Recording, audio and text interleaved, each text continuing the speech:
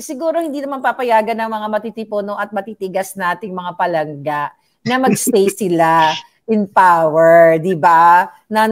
Kasi nakikita naman yan. Ako, I believe 1,000% na sooner or later may lalabas dyan na isang maliban doon sa mga pinag-usapan nating fireworks, mas may malupit pa na fireworks na darating na na-witness nitong mga makikisig kong palangga. Meron talaga kasi nga 'di ba kahit nga kay Thambi, issue daw talaga yung yung bribery emerald. So parang gusto talagang hahuntingin talaga siya ng bribery issue sa Okada na ni-report ng Japan Times. Hindi po kami ang nag-report ito, kundi Japan Times po yung nag-report niyan. So issue talaga siya.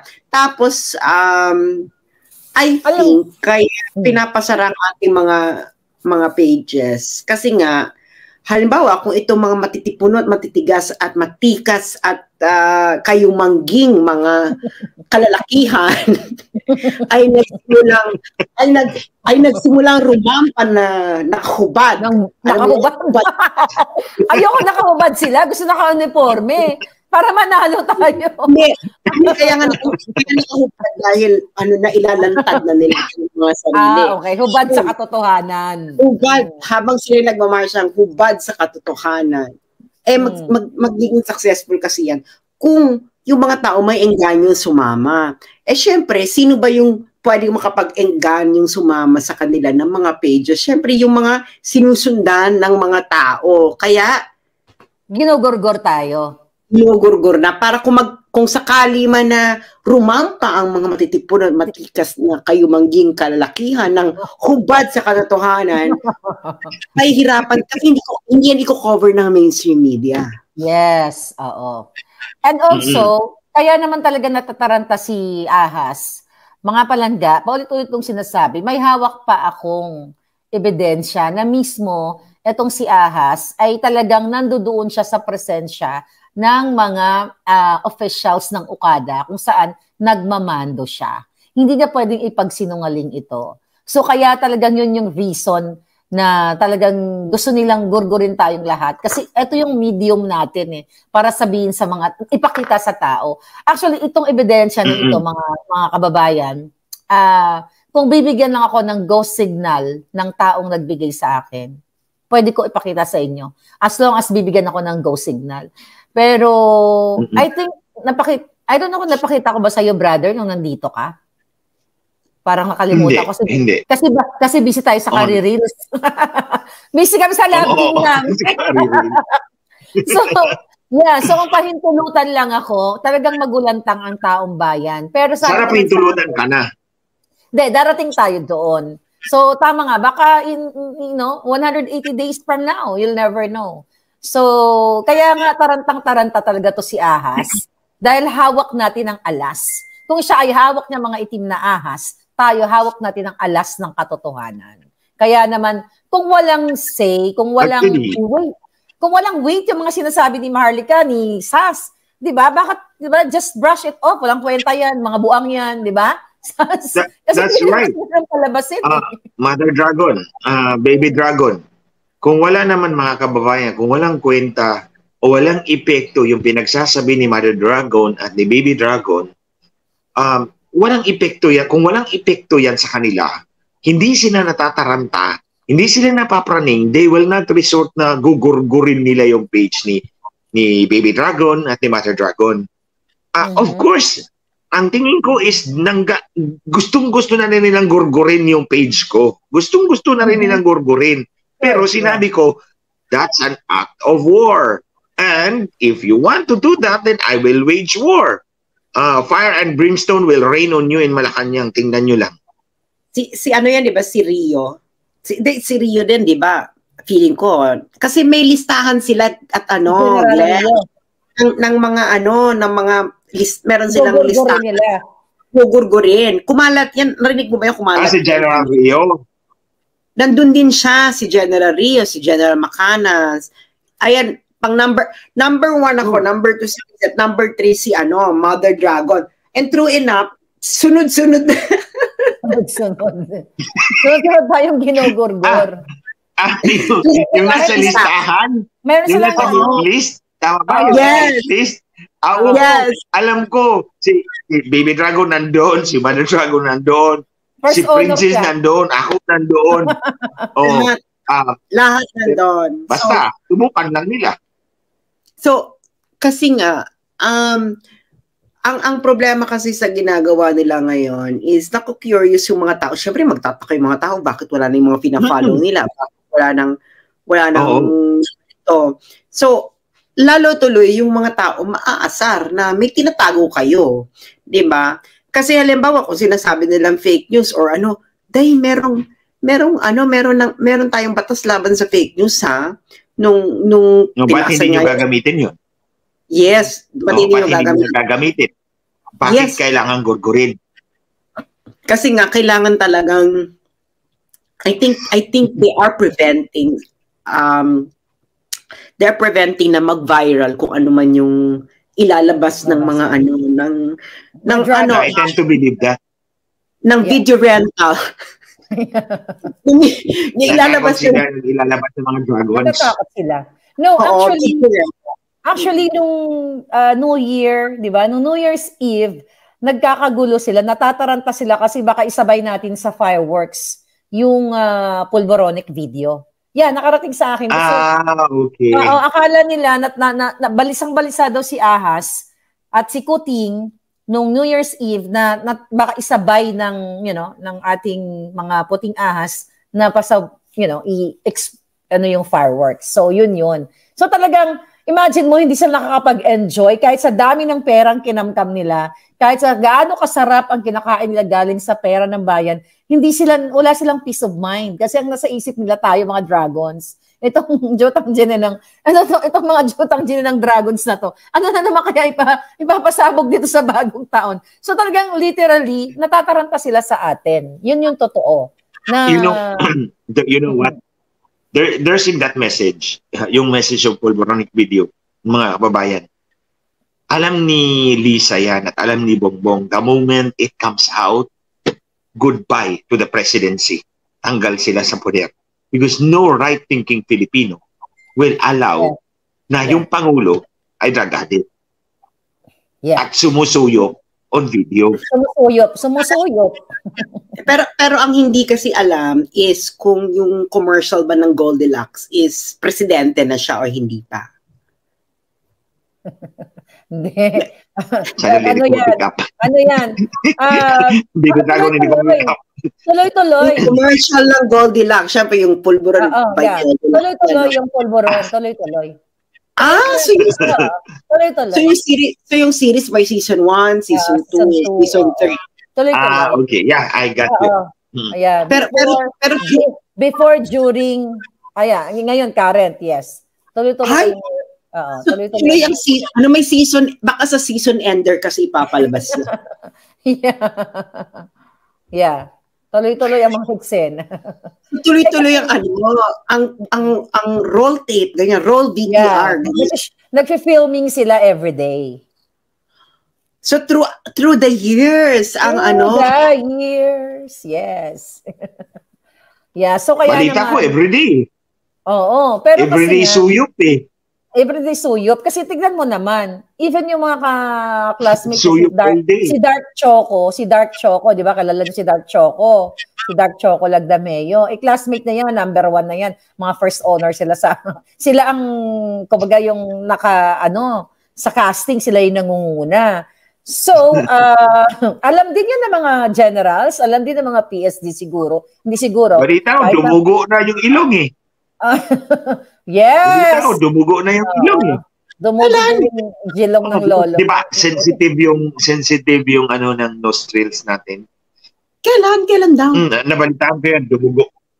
Dumugo ang gilong ng lolo. Ganun kalala. Before the term? I suppose that was before. Oh. Dumudugo. pero you know what? Doon lang sa issue ng bombing at ng Lindol nung December 2 and 3, Di ba? Doon mo pa lang talaga makikita na wala talagang silbi itong si Kuting. If you compare yung nangyari sa Japan, di ba? Nagkaroon din sila ng earthquake and nadoon agad yung presidente nila. In-assure yung mga tao, di ba, na in-assure sila na the government will take care of them. Pero si Kuting, hanggang ngayon, di yun pumunta sa ano. Nag-party siya.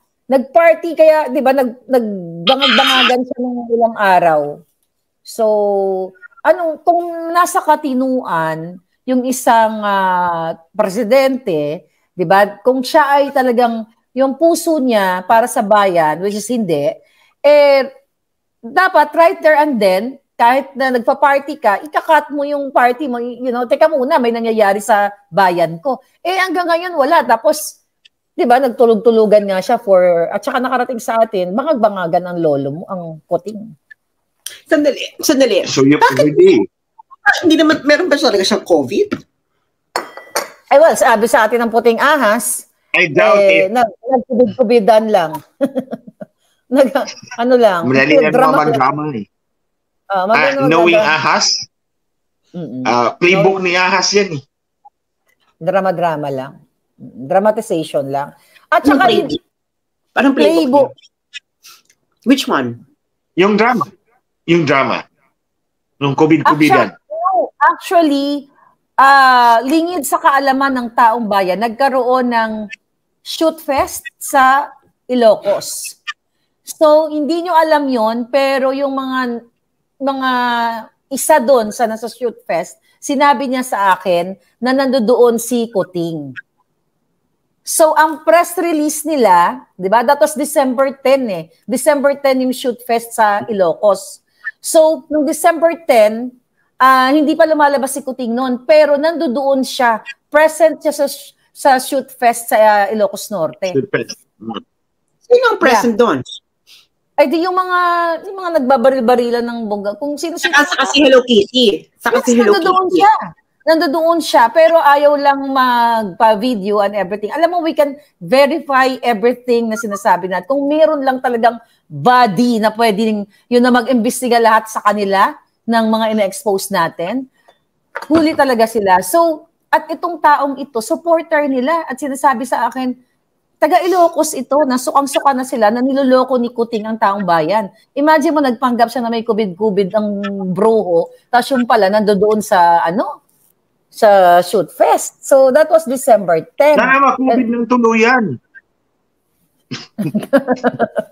Oo nga, iba. Ito lang naman yan, brother. Sana Brother makubid lang ng tuluyan at matigo. Kasi that's what he was asking for. Yes, nagpapanggap siya na, na may may sakit siya. Parang, tapos yung isa naman, yung isa matuluyan dun sa kanyang muscle spasm. Brother Glenn, yung yung BF, yung friend mo, si Boying, ayun naman, kahit na may report na na-confine siya, nagpapanggap na malakas. Pero, at hindi pa lumalabas hanggang ngayon. So, baliktad, di ba? Yung isa nagpapanggap na merong sakit, yung isa nagpapanggap na walang sakit pero ayaw lumabas. So, nakakaloka talaga itong gobyernong ito. So, actually, ang tawag ko dyan. Baby Dragon? Ikaw muna. Ang tawag ko dyan sa kanila, Animals Administration. Kasi may ahas, may kuting, tsaka may pato. So, Manila Zoo. Animal Administration. Hindi yung pato. Pato is baby, di ba? Si Tambalos because he actually walks like a duck. Si Tambing. Walks like a duck. Si Tambing. He walks like a duck. Ang kasi nito is, nag-focus talaga silang patahimikin yung mga vloggers. Pero hindi sila nagpo-focus na paingayin kung ano man yung accomplishments ni Hello Kitty. Kasi, kung maingay sila sa pag-announce, pag-explain ng accomplishments ni Hello Kitty, wala naman tayong magiging effect kung mali tayo eh. Yes. Di ba remember nung panahon ng Igong? May criticism din kay Igong. Madami. Mali sila. So ginagawa natin, ina-amplify natin yung totoo. Hindi, meron ba tayong gurgurin natin yung mga critic. Hindi, ang ginagawa lang natin, ito yung nangyayari talaga. Ito yung nangyayari, Pero ngayon kasi, tayo ang parating laman tayo yung tina-target talaga. Tayo yung parating laman ng discussion nila, ng blog nila. Walang accomplishment, Hello Kitty. Kasi pwede ma-counter yung ating mga expose sa mga accomplishment nga ni Kuting. You know, in fairness, nung panahon ng dilawang bakbaka natin, di ba, yung mga dilawan, hindi naman nangyari yung ganito, na ginugurgur tayo isa-isa. Yes, that's right. Di ba? Hindi naman tayo ginurgur eh. So, ibang-iba ngayon. Kasi, syempre, alam naman natin. It's actually, Mother Dragon, Baby Dragon, and all other dragons. It's actually a replay. History has repeated itself. The father also took a hard line on dissent. Tayo yung mga dissenters eh. So, di ba, the father took a hard line on dissent. Pinagkukulong, press was muzzled, freedom of expression was curtailed. This is exactly what is happening now. Actually, it's in social media. Actually, it's not the same as it's happening now. At least yung tatay may nagawa, no? Ito talaga, wala nang nagawa. Wait lang, Baby Dragon. Okay. You are right in that regard. Ang tatay may nagawa. Pero ito wala. Imagine lang yung foreign investment na sinasabi niya. Di ba? He went around the world, globe-trotting, and proclaiming na billions of dollars were pledged. Don't take us for ignorant, Hello Kitty. A pledge is never an investment. It's just a pledge. It's a promise. Tingnan mo. If I remember, nabasa ko, mga 10% lang ng pledges ang nagkakatotoo. I'm not even sure if totoong nagkakatotoo.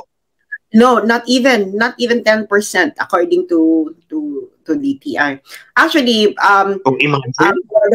Brother Dragon, pag tinignan mo yung data ng National Treasury ng BSP, yung cumulative growth rate kasi may report yan, iba, yung cumulative growth rate ng FDI na pumapasok na investment, wala pang positive growth rate. Wala pa siyang positive cumulative growth rate. Si Hello Kitty, mula nang naupo siya. So, yung available na data. Kaya nga, ang nagpadala sa akin ito, yung economist ko na friend. Sabi niya, tingnan mo to, no? Parang, this is strange. Kasi, normally, ang nangyayari sa ibang bansa, pandemic recovery, nagre-recover din yung economy. Dapat sisipa yung investment mo because of low base rate. Low base kasi bumagsak nung COVID eh. So pag may pumasok, dapat sumipa yon because low base effect yan eh. Yes. So pag tiningnan mo yung growth rates of monthly levels, growth rates of cumulative levels ng investment, wala pa siyang positive. Ano pa siya, from July 2022, diyan siya nag-umpisa hanggang September 2023, yan ang pala available. Puro negative, Brother Dragon. That's 15 months. That's 15 months already.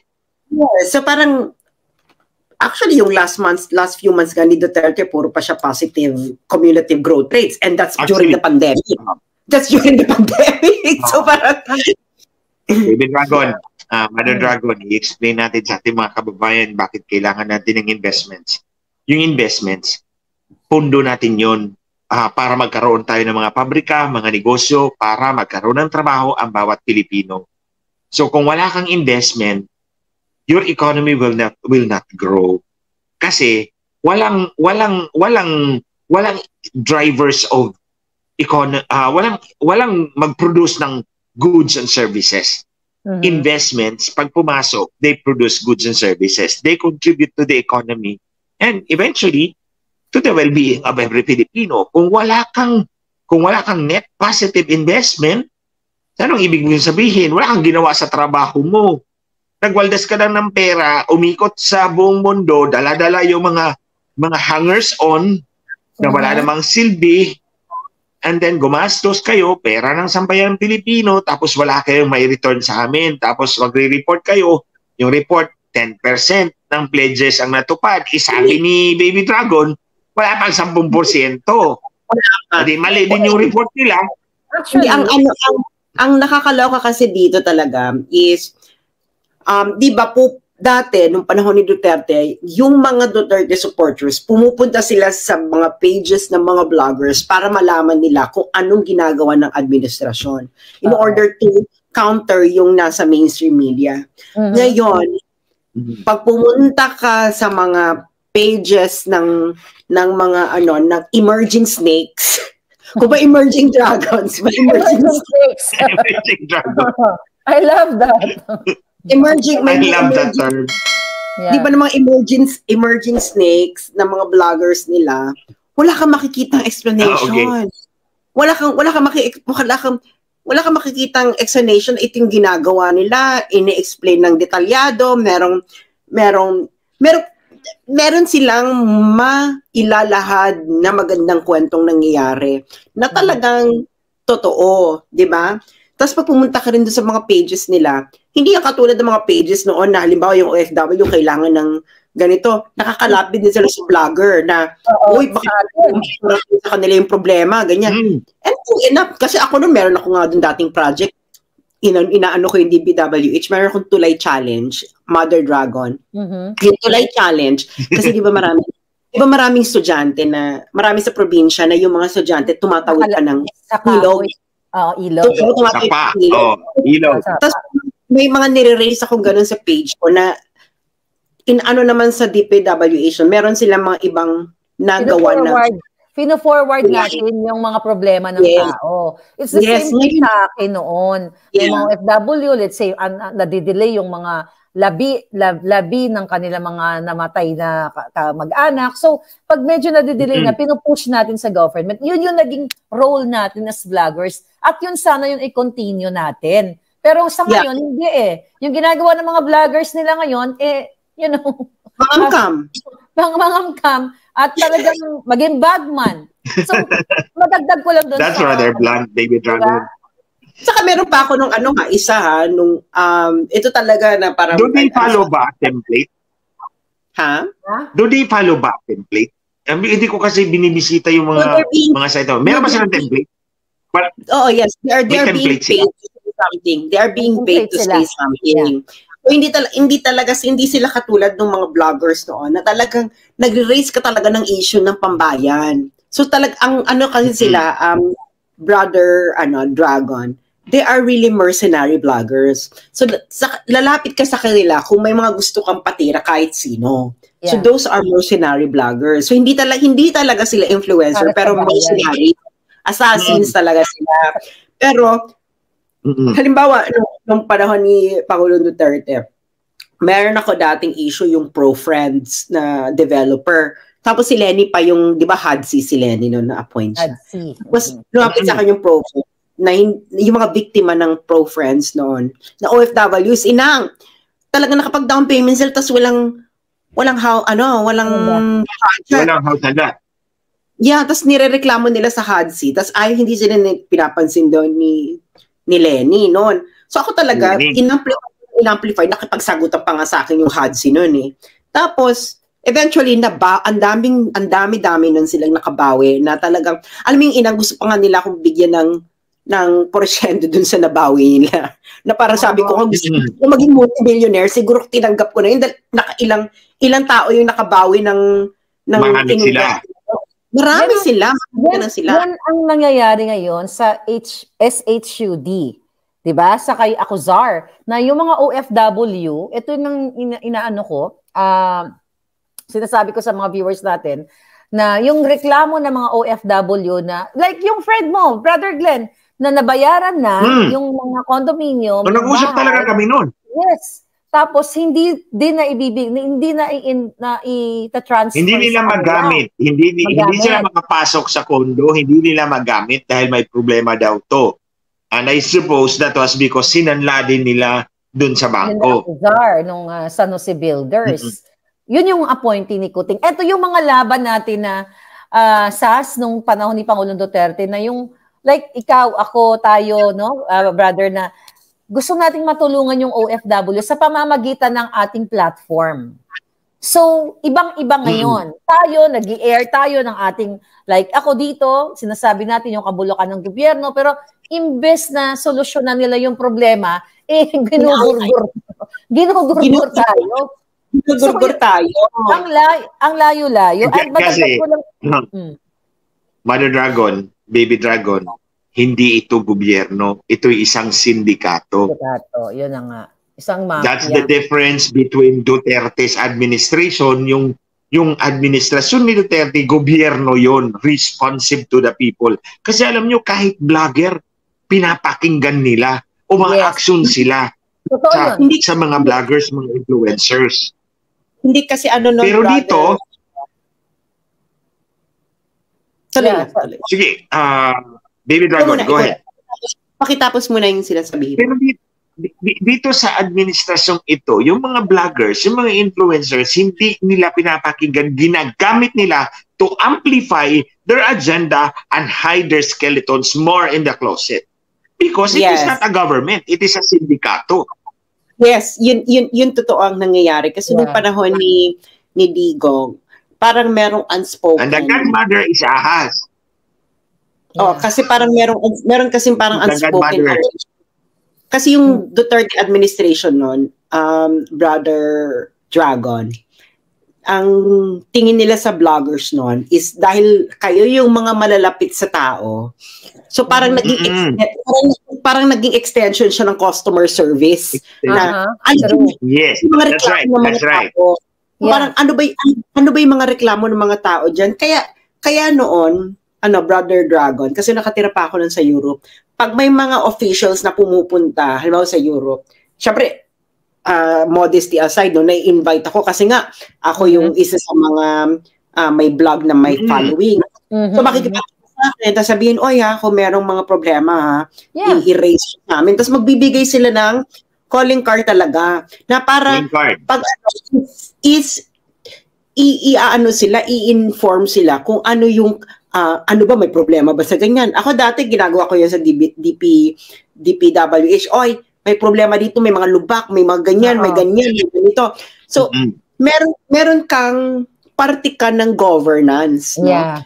Na, kasi hindi naman lahat lahat ng problema. You feel that you are really a part of government. You are a part of public governance. Yes, kasi binibigyan ng importansya ng gobyerno ang mga sinasabi mo. You know, Baby Dragon, Mother Dragon, hindi magbibigay yun ng calling card sa'yo, Baby Dragon, at sasabihin sa'yo na paalam nyo sa amin kung may problema kayo kung walang direktang order sa taas. So if this happened, it's because Duterte ordered it. Pakinggan nyo ang hinanaing ng mga tao sa baba. Kung wala tayong narinig diyan ngayon sa mga opisyal ni Marcos, dahil hindi niya sinabi yon, ayaw niya nun. Pero yun ang na kasi ang nakikita kasi nila noon, kasi saan naman kasi lalapit yung mga tao din, no? Minsan hindi nila yung makuha yung attention ng government. So ang gagawin, makikita mo naman kasi kung totoo yung concern, no? Persistent yung tao, pag sinabi sa akin, magbibigay siya ng ganyan, tapos ganito. Kaya nga yung sa ProFriends, sabi ko, baka maano ko dito kasi malaking developer nga to, no? Sila, consistent na ito yung mga ebidensya, ito yung mga ganyan. Tapos hanggang nakabawi sila. So yun yung tama ka dun, Brother Dragon, no? Na yung mga vloggers at that time, they have this symbiote, they are part of you feel that you're part of government. Nakikita kasi nila na yung mga vloggers, parang kasi yung government naman hindi naman niya nakikita lahat ng problema So at that time, social media is a way for them to know kung ano yung mga problemang nangyayari on the ground. And yung mga vloggers, ang lawak kasi ng reach. So mas parang mas maraming mata na ito yung problema, may problemang ganyan. Yes, that's right. Totoo yan kasi kahit dito sa Tama LA. yung sinabi mo. Yung vloggers and influencers, they are extensions of government service. But you have to understand na galing dyan si Mayor Duterte, mayor kasi siya. So, this is the kind of leader na hands-on, alam niya, micromanaging actually yan eh. Micromanaging yan. That's Duterte style. Iba ang style ni Hello Kitty. Si Hello Kitty, siya ang remote control. Iba ang nagpapatakbo. Remote control lang siya. So, siyempre, hindi niya madidikta-dikta yun kasi yung controller, hindi pa nagdikta. Kasi jojombagin siya kapag siya ang nag-ano. Oh, yes. Diba? But yeah, totoo yun, Sas. Kasi even dito sa LA, I don't know kung natatandaan mo din yung mga ginagawa ko. Naging partner din ako at mga kasama ko yun sa NTF-LCAC dito. Tapos nagiging part kami ng Memorandum of Understanding. Ando doon yung nagsasign kami. Talagang na-value yung mga vloggers like me, like you. So, meron talagang pinapahalagahan ng gobyerno yung mga boses natin. Ang dami-dami meron ako dito na natulungan na isang abuse na nandito sa Amerika, as in talagang nakulong siya dito sa Amerika. Inilapit ko dito sa consulate namin. Doon ko nga lang nalaman na ating palang mga konsulado, may mga budget pala yan sa mga displaced OFW. So, alam mo, nabigyan siya ng, kung di ako nagkakamali, $2,000 or $2,500 na help. Doon yung biktima na meron yan. Brother, Mother Dragon, meron yan. Assistance to distressed Filipinos. May pundo yan. Pero hindi yun alam ng lahat ng Pilipino. So kahit hindi alam ng lahat pero ng may pundo yan, may pundo yan. Yung assistance to distressed Filipinos.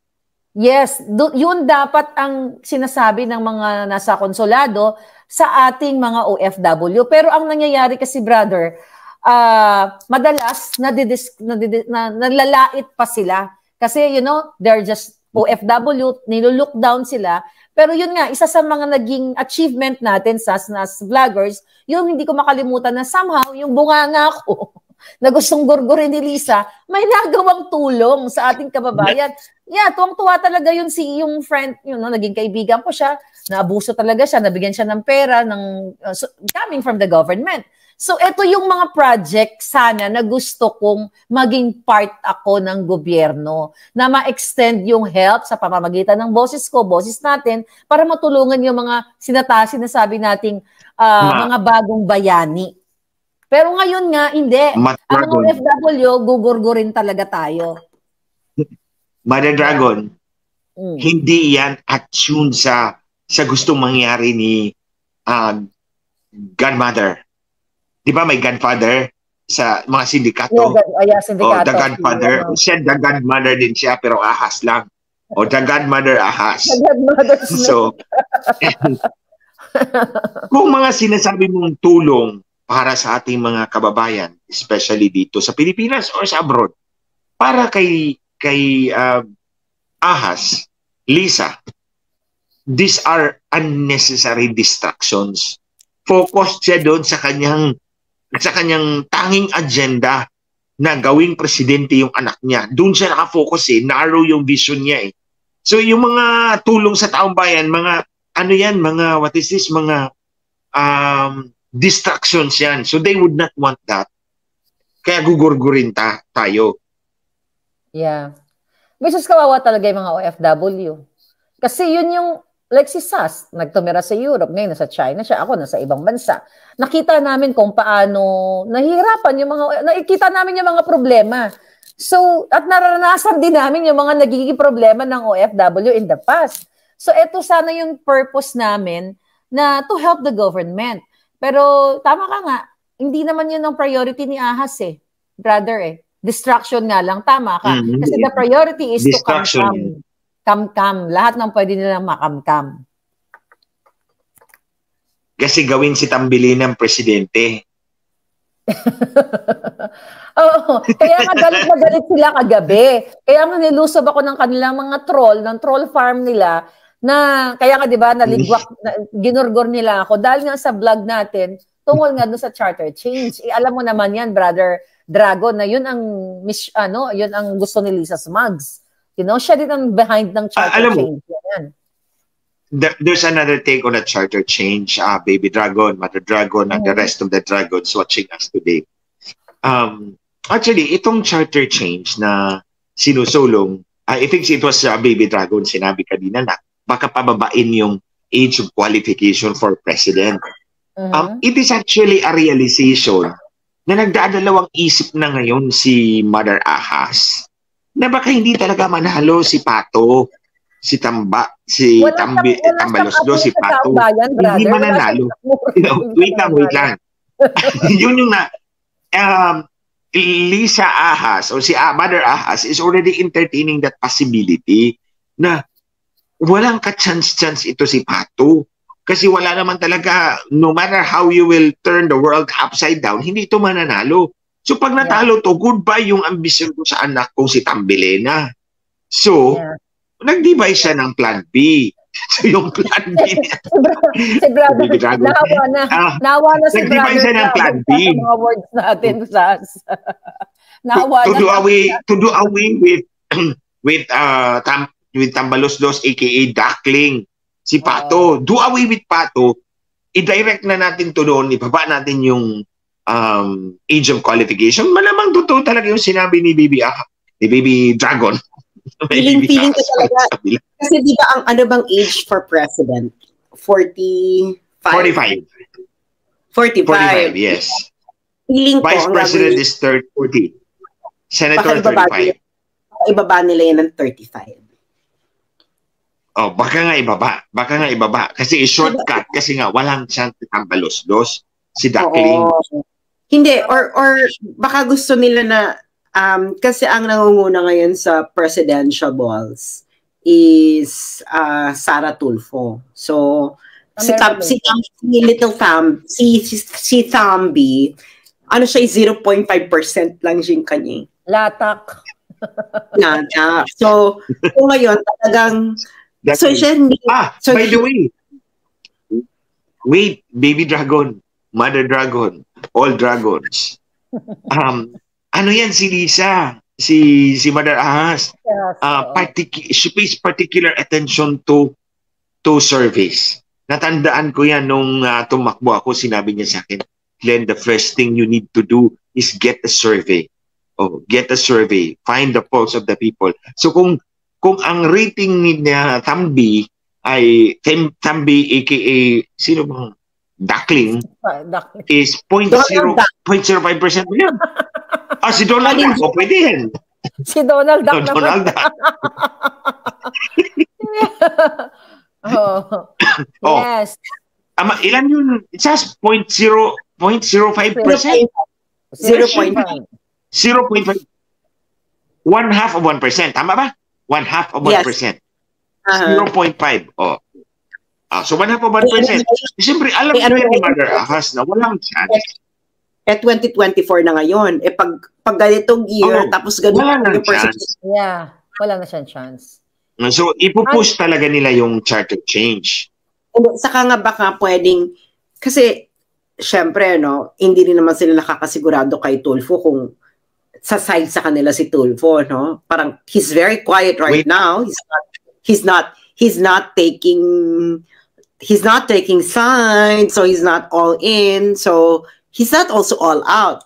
So, baka pwede nila the typical position of a politician.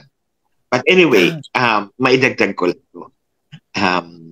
Mother Dragon, Baby Dragon, and all the rest of the dragon. Naisip ko lang. Bakit nga ba pala si Vic Rodriguez ay nilaglag ni Mother Ahas, ni Mother Snake? I found out from some of my friends na si Vic, I don't know, Vic can correct me if I'm wrong. Vic can correct me if I'm wrong. Anyway, i-friend na natin si Attorney Vic. Para next time, 4 na tayo. He may have a different candidate for president in 2028.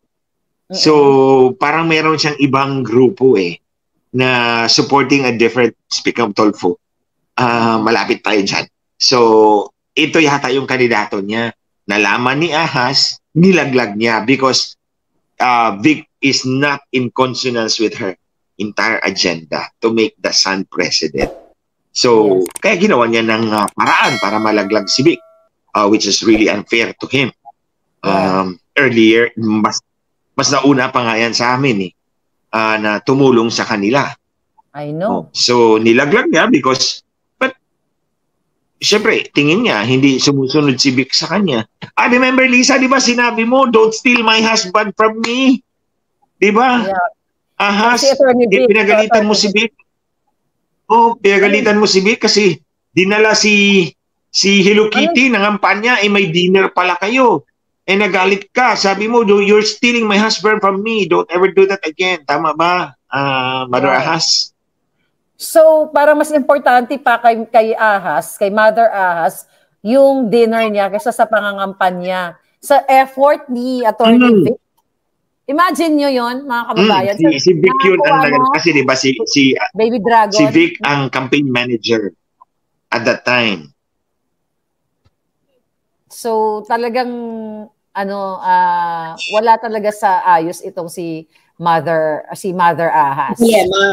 Si Galema nga. Si Galema. Galema. Si Zuma at Galema. Baby Dragon. I'm gonna write it down so I will not commit a mistake. Si Galema's Mother Ahas. Yes. Tapos si Hello Kitty. Si Galema. Si Galema. Alam mo, maglalasing Galema and Hello Kitty. Ay, brother and baby dragons. Okay, Bab. Alam mo, mamaya maglalasing na naman yun. Maglalaklak na naman yun. Baka naglaklak na yun ngayon. Maglalaklak na naman yun after yan. Stalker natin yun. Kasi nakarating sa akin, kaya nasabi ni... okay. Wait. I have another story.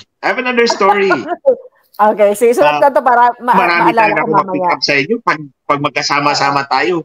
The term stalker, mga kababayan. Stalker, 6 po kaming technical representatives na tumulong po sa kanilang mag-asawa from 2016 to 2022. 6 kami. Sa 6 na yan, may isang babae. So, nung hindi pa sila, nung kinailangan pa nila kami, well, we were valued resource persons, ang tawag niya doon. Valued resource persons. Resource person. Dito sa babaeng ito. Nung manalo na, pumunta ito si Hello Kitty at si Mother Ahas sa Indonesia. Yung kasama naming isang babae, napunta rin doon at nagkita sila. Tapos nung napunta sila sa Singapore, nagpunta rin siya. Alam mo ba, ang tawag ni Ahas sa kasama naming babae, stalker? Sabi ko, grabe itong babaeng to. Jotang Jinimis. Itong babaeng to. Nung ikaw nangangailangan, Lisa, Ahas, resource person ang tawag mo sa kanya. Nung nanalo na kayo, dahil nag-usap kayo at may-ari ng Smartmatic, ang tawag mo sa kanya, stalker na. Napakawalang hiya mo talaga, Ahas ka. Pero actually, si Ahas ay stalker din. Kasi stalker din siya. Baby girl kasi, 'di ba lagi silang magkaklase ni anong tawag natin doon kay Biik. Kay Baby Snake, kay Baby Snake. Kasi nakarating din sa akin. Kaya galit na galit sila sa akin kahit noon pa. Namang sinasabi nila sinabi ni Biik nung isang araw ba 'yon na nagpa-flaunt daw ako ng yaman ko.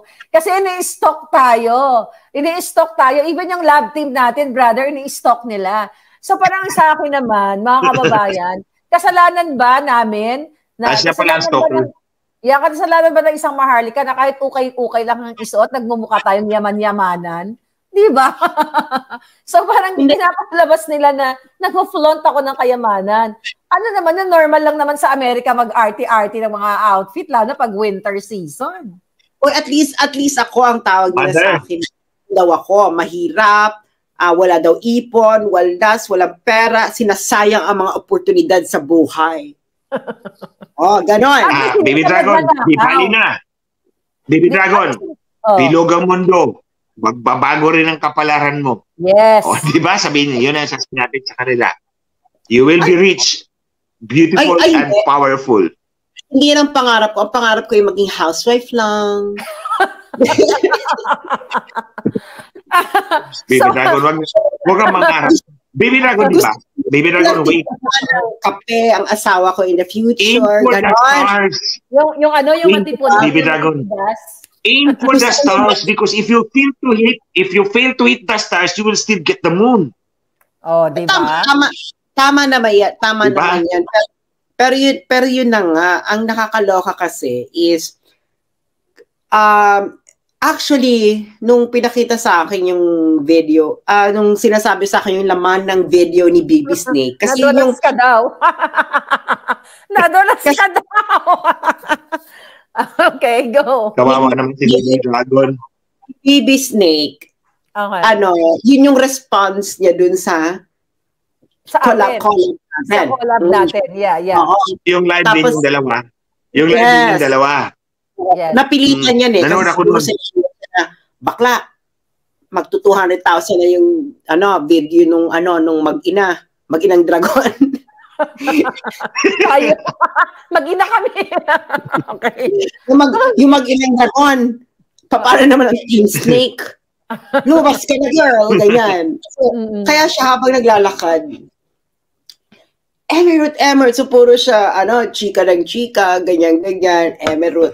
So, ang eksena niya sa buhay is, pero ang ginawa lang niya nun is nilait-lait lang niya ako na mas mayaman siya, mas mataas yung narating niya sa buhay. Siyempre, ka ba naman manalo sa loto maya-maya eh. Mataas talaga yung mararating mo sa buhay, di ba? Oo nga, pero yun na nga, na parang, okay, na parang, well, at saka yumaman ka, ang tanong is, paano ka yumaman? Political vlogger ka, girl. Hindi ka naman, kung siguro celebrity vlogger ka o makeup vlogger, no? Yeah. Talagang magiging multimillionaire ka dyan. Yes. Bakla, political vlogger, paano ka naging multimillionaire? Ay, sana yaman-yaman na natin, no? Pero bago ko makalimutan, yun nga, nakarating sa akin na sinasabi na tayo ay siya daw, hindi nga daw nag-flaunt ng kayamanan. Tapos ako, ay pinagyayabang ko yung yaman. Wala naman ako matandaan na mayaman akong pinagyayabang. Tapos sabi niya, tinatago lang. I mean, hindi siya nag-flaunt. Sabi ko nga, ano i-flaunt niya? Ay, hindi mo ma-flaunt ang galing sa nakaw. At okay na yung marami akong utang. Kasi yung pa rin yung niya, yung pa rin yung kanyang narrative. Na si Maharlika, maraming utang sa Amerika, na-witness mo naman yan, Brother Dragon, di ba? Swipe lang tayo ng swipe. So anyway, okay lang na marami akong utang kaysa naman marami akong ninakaw sa pera ng bayan. Di ba? Anong gusto nyo? Ang maraming pinastas sa credit card or yung maraming ninakaw sa Pilipino? So, your choice. Exactly. Ganun talaga. Ang hanas na nga, di ba, sa akin na, naku, ilang taong tumira sa Europa, walang ipon. Parang, kung normal sa Amerika na puro utang ang tao, normal din sa mga Pilipino nasa Europa na hindi ka makakaipon dahil bakla ang laki ng tax. Kasi naman, Baby Snake, subukan mong magbayad ng tax yung tama. Yeah. Mukhang hindi ka nagbabayad ng tax. Yung walang fixer, girl. Subukan mo, di ba? Girl, subukan mo magbayad ng tax na walang fixer. Tingnan natin kung may maiipon ka. Saka yung subukan mong kumita ng pera na galing sa pinaghirapan mo. True. Yung pinagtrabaho ka talaga, yung nire-report, kasi di ba yung legitimate kasi Brother Dragon na trabaho, yung natatanggap mo kahit hindi pa yan sa pagiging empleyado, ito yung dumadaan sa nare-register sa tax. Subukan mong ganun yung trabaho mo. Natin, kung matatanggap mo yung net of tax. Yes. Wala na yung kinatas na ng gobyerno yung share niya bago dumating sa'yo. Yung sa'yo, kapiranggot na lang. Yeah. Yes. Tingnan natin kung may maiipon ka talaga. May maiipon ka talaga na multi-million kung hindi ka nagbabayad ng tax at kaya hindi ka nagbabayad ng tax dahil hindi mo ito nire-report, dahil paano mo ito i-report? Dahil baka galing nga ito sa Loto. Loto. Diba? Paano mo i-report kung diretso na galing sa maleta, diba? Inabot na sa'yo, hindi mo pinaghirapan. Kaya walang kredibilidad si Baby Snake. Okay? Si Baby. Baka yun yung, baka galing yan dun sa, I did not know we have millions pala na sa mga maleta namin, sabi ni Ahas. Ni Ahas? Ano pa siyang litanya? Ano? I did not know. Kasi natin humingi daw siya ng, ito sabi ni Ahas, humingi daw siya ng pera kay Hello Kitty para pag-renovate sa headquarters. So pag-refurbish siya as headquarters, kumuha daw si Hello Kitty ng sobre na may millions galing sa maleta. And then of course, she flaunted it. At sabi niya na, hindi ko alam, meron pa kami mga maleta, may millions ang laman. Kaharap ng mga, may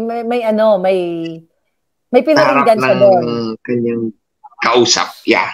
Kumbaga, she was flaunting her wealth. On the other hand, nung kami naman nag-uusap at nag-yoyosi, sabi niya, pumunta ako doon sa Hawaii, dumalaw ako doon sa bahay nila Hello Kitty. I was expecting to see gold bullions, mga malalaki. Ang nakita ko, maliit pala. Alam mo kasi ito si yung maliit na bullions. Ewan ko lang, Mother Dragon kung parehong sistema sa Amerika. Kasi at least sa Netherlands, no, lahat ng kinikita mo, alam ng gobyerno. Yes. So, actually, yung inaano nga ng fundraise ako nun for legal fees dati, nung nag-uumpisa pa lang ako mag-vlog, dahil tinawagan ako ng may tax din yun. Tax. Yeah, may tax. Internal revenue.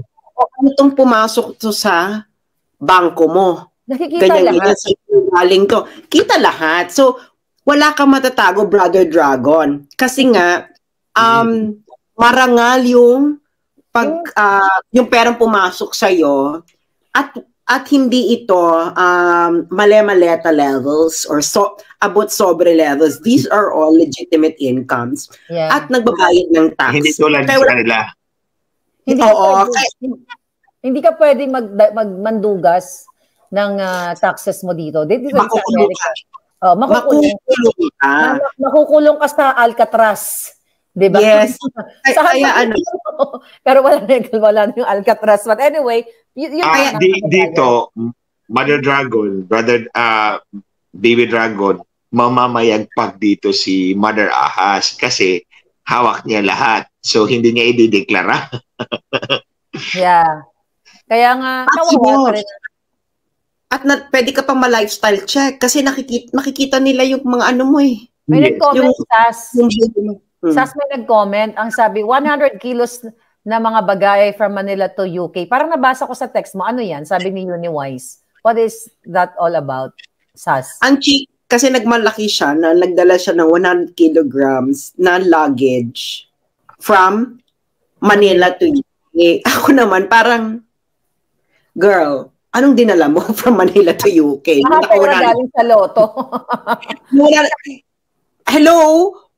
Ang tagal-tagal mo na sa UK, March pa siya na sa UK, pabalik-balik siya ng Pilipinas, tapos ngayon, nagdala siya ng 100 kilograms. Anong dinala mo? Niya? Ay, pero totoo yan, mga kababayan, pag ako umuwi ng Pilipinas, ang marami akong dala, papunta ng Pilipinas. Pero pabalik ng Amerika, wala na akong dala. Kasi giveaway ko na yung mga dala ko. Wala na.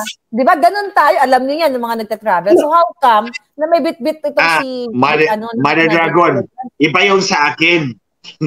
iba yung sa akin. Maleta. Iba yun. Pagpunta ko doon, malaking maleta ang dala-dala ko. Tapos pagbalik ko rito, wala ka na dala. I-unload ko yung mga dala ko doon kasi di ba yung mga supplements, yung mga whey protein, dala-dala ko sa workout ko. Pagbalik, wala nang laman yung kalahati ng luggage ko. Pwede nang lagyan ng sapatos, yung mga binibili ko doon. Pero kasi brother, ang dala mo, ebidensya. Yung pagpunta mo dito. Diba? Oo nga pala. Ebidensya. Ako talaga, subukan niya talagang magtrabaho ng tunay. Ano ba, sa UK, di ba? Estudyante ka lang, girl, dyan, hindi mo talaga alam kung paano mabuhay sa UK. Lalo na, ka lang siguro, nabubuhay ka lang sa sustento, di asukal, di papa. So, parang, saka, walang Pilipino sa Europa na hindi nagsimula sa ibaba. I'm pretty sure ganyan din sa Amerika. Di ba, ang normal nga din sa Amerika, sikat na artista sa Pilipinas, pagdating sa Amerika, nagbibenta ng kaldero, nagbibenta ng... Nag-caregiver, nagtitindera. Ako, nagtindera ako. Hindi ko naman kinahiya yung favorite. Gustong-gusto ko magtindera. Kahit ngayon, gusto ko magtindera. Yun naman ang trabaho ko nung ako yung nandito. Kasi girl, halimbawa, 1 million pesos is only 20,000 euros. That's nothing in Europe.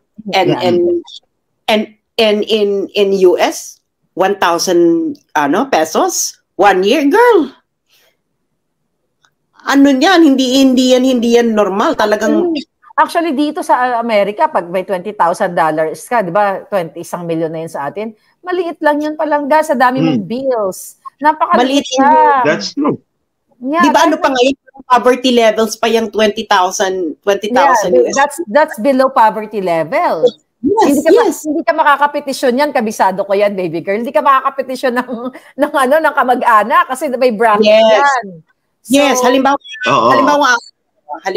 ako noon, ang sweldo ko noon is okay lang naman, just this is just public information yung sweldo ng mga teachers sa Europa, no? So, sa akin, ang sweldo lang namin noon is 36,000 euros per year. So that's already that's even slightly above the minimum wage. Yeah, and that's only around 1.5 million per year. Ano pa yun, ha? Payak na payak Ako 20 plus ako nung nagsimula. Baby Dragon, that's gross.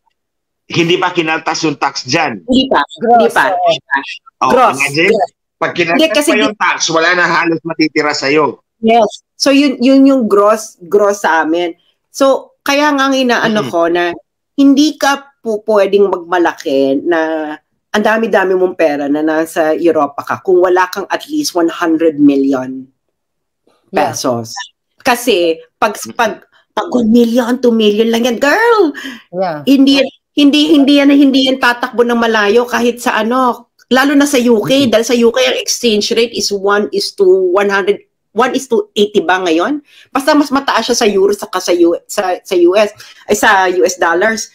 Kaya nga pag sinabi mo na mayaman ka at yung pera mo is malayo nararating sa UK, tapos ilang beses ka sa isang taon umuwi ng Pilipinas? Pabalik-balik. Extreme nga siya, 'di ba? Extremely wealthy, sabi niya. Sabi ko nga, kung ikaw ba naman ang manager mo nasa PCSO at maya-maya may pinapapanalo, magiging extremely wealthy ka talaga. So, alam ng taong bayan. But anyway, we're almost 2 hours na. So I think ang ating mga palangga, ayan. So yung ating, ilan tayo sa ating ball jackan? Tignan ko nga. Kasi yung ating ball jackan ay, spare, natin. Tignan natin kung ilan tayo. Imagine, naka 560. Spare account.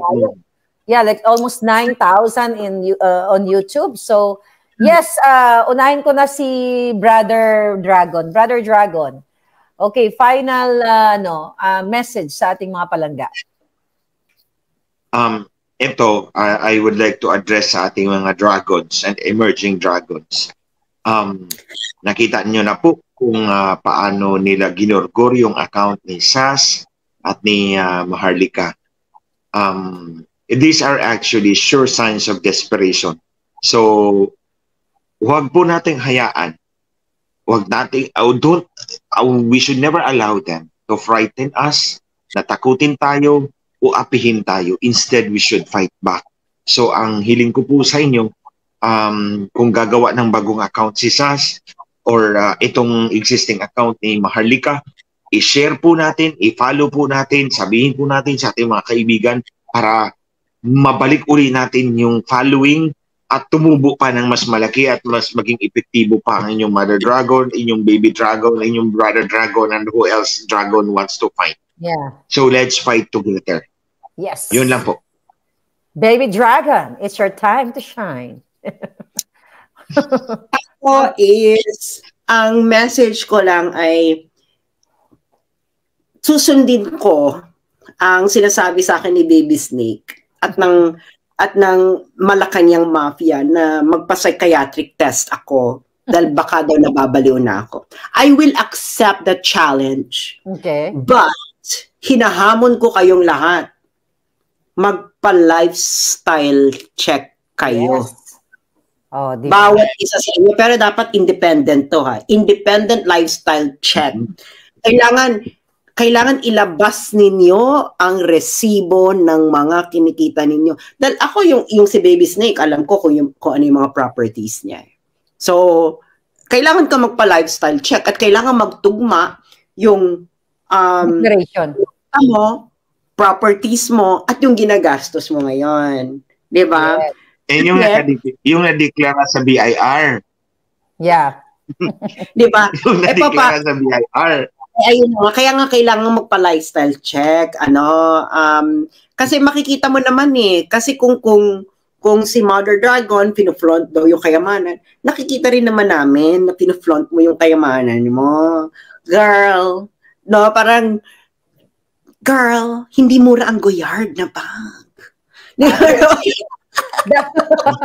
Diyos ko po. Grabe ang ni Baby Snake. So yun lang, no? Tanggap ko na isa akong baliw. Sabi nga ng kanta, Nicole Ledesma. Sinong dakila? Sino ang tunay na baliw? Sino ang mapalad? Sino ang tumatawag ng habag? Diba? So, lamang po, no?